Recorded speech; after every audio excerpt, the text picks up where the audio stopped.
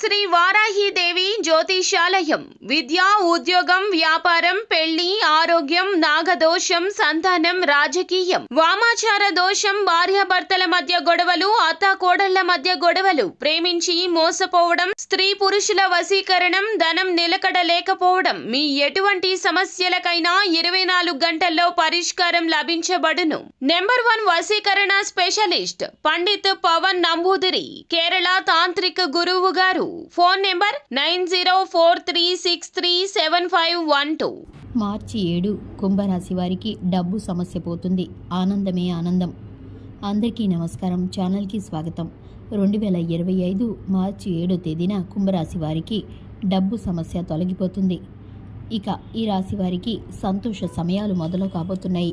దీనికి సంబంధించి వీరికి జరగబోయేటటువంటి శుభ అశుభ ఫలితాలు, అలాగే వీరికి అనుగుణమైన పరిస్థితులు ఏ విధంగా ఉండబోతున్నాయో ఈ వీడియోలో పూర్తిగా తెలుసుకుందాం. వీడియోని ఎక్కడా కూడా స్కిప్ చేయకుండా పూర్తిగా చూసినట్లయితే మేమేం చెప్పబోతున్నామో మీకు పూర్తిగా అర్థమవుతుంది.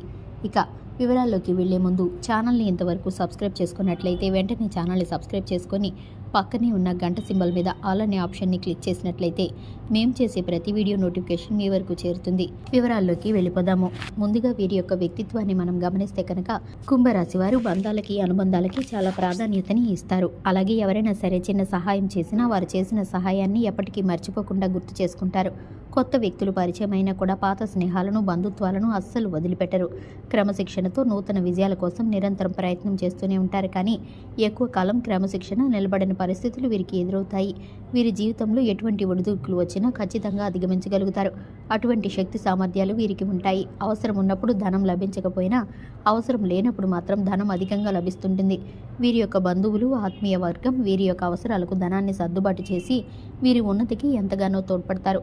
సమాజంలో ఉన్నత స్థానాల్లో ఉంటారు. వీరికి అన్యాయం జరిగే అవకాశాలు కొందరు వ్యక్తుల వల్ల కనిపిస్తున్నా వీరికైతే కనుక పక్షపాత బుద్ధి అస్సలు ఉండదు. వారు అటువంటి శత్రువుల ద్వారా నష్టపోయే పరిస్థితులు కనిపిస్తున్నాయి.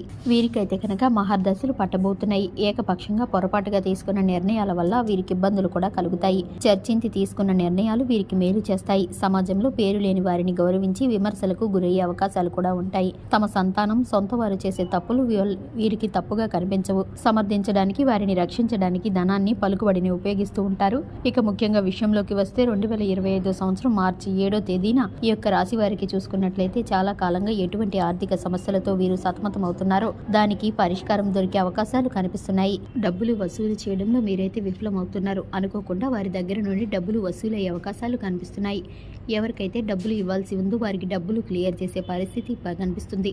ఇక మీరైతే కనుక కొంతమంది విషయంలో చూసుకున్నైతే లోన్ల కోసం ప్రయత్నం చేస్తున్నవారు, అప్పును తీసుకొని ప్రాపర్టీ కొనుగోలు చేయడానికి చూస్తున్నవారు, ఇతర పనుల కోసం లోన్లు పెట్టుకున్నవారు ఈ యొక్క పరిస్థితులన్నీ మీకు క్లియర్ అవ్వబోతున్నాయి.